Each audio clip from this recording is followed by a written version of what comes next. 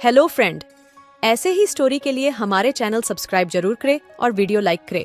प्रतापनगर एक बहुत ही संपन्न राज्य था। वहां के राजा बहुत ही प्रतापी थे और प्रजा का पूरा ख्याल रखते थे। राजा ने पूरे जीवन प्रजा की मन से सेवा की थी, लेकिन अब वह बूढ़े हो चले थे तो मन में बड़ी दुविधा थी कि उनके बाद राज्य को कौन चलाएगा। राजा साहब के 3 बेटे थे।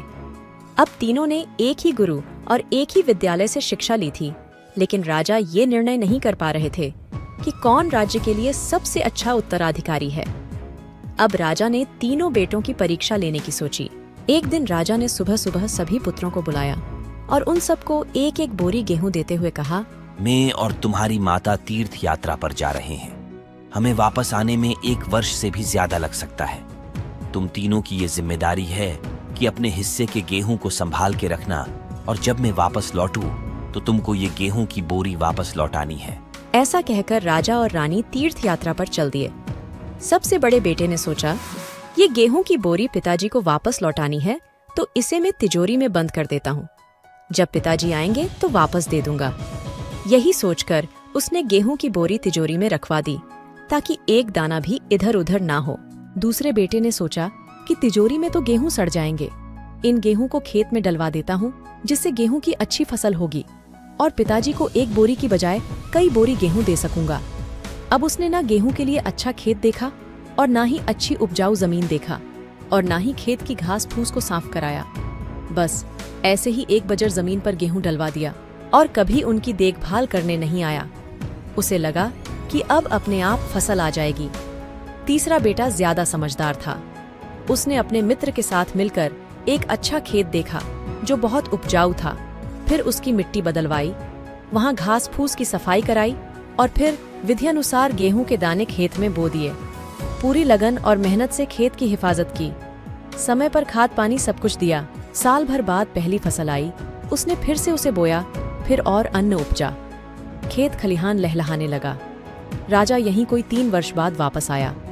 तीनों पुत्रों को देखकर बड़ी प्रसन्नता हुई। साथ ही मन में इच्छा थी ये जानने की कि बेटों ने गेहूं के साथ क्या किया। पहले पुत्र ने जैसे ही तिजोरी खोल के दिखाई, अंदर से बहुत बुरी बदबू आ रही थी। सब कुछ सड़कर राख हो चुका था। पिता ने कहा, वो अन्न ही है जिसे हम सबका जीवन चलता है और तुम इसकी देखभाल नहीं कर पाए, तुम क्या राज्य संभालोगे? अब दूसरा बेटा पिता को उस जगह पर ले गया जहां उसने गेहूं को डलवाया था। वहां जाकर देखा तो जंगल था, बड़ी बड़ी घास फूस खड़ी थी। गेहूं का तो नामो निशान ही नहीं था। राजा बहुत नाराज हुआ और उसे भी राज्य का उत्तराधिकारी बनाने से मना कर दिया। अब तीसरा पुत्र पिता को अपने खेतों पर ले गया। दूर से ही एक अलग खुशबू आ रही थी। गेहूं की फसल लहलहा रही थी। चारों तरफ हरियाली और जीवन था और उस खेत से 50 बोरी से भी ज्यादा गेहूं उत्पन्न हो चुका था और आज भी खेत में फिर से फसल खड़ी थी।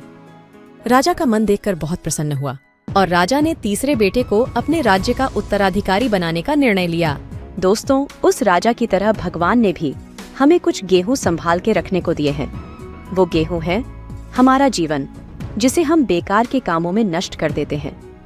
ईश्वर ने जीवन दिया कि दुनिया का विकास करना, आपने ज्ञान को बढ़ाना और उसे बांटना, लेकिन हम अज्ञानी लोग इस जीवन को सड़ा देते हैं और अंत समय जब ईश्वर पूछता है कि जीवन में क्या किया, तो जवाब होता है शून्य, कुछ नहीं। अपने मन की जमीन को साफ करिए, उसमें जो घास फूस हैं वो हटाइए। मन में जो ईर्ष्या, गुस्सा और व्यसनों को हटाइए और अच्छाई के बीच बोइए। फिर ईश्वर आपसे बेहद खुश होंगे। धन्यवाद।